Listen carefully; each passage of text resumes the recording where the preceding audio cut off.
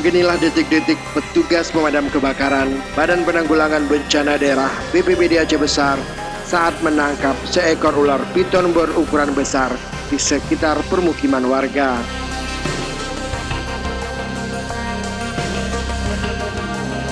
Ular piton berukuran sekitar 7 meter itu ditemukan warga di saluran irigasi di Desa Krongkala, Kecamatan Long, Aceh Besar. Petugas yang menerima informasi dari warga langsung menuju ke lokasi. Ular yang telah memangsa anak lembu itu selanjutnya ditangkap oleh petugas.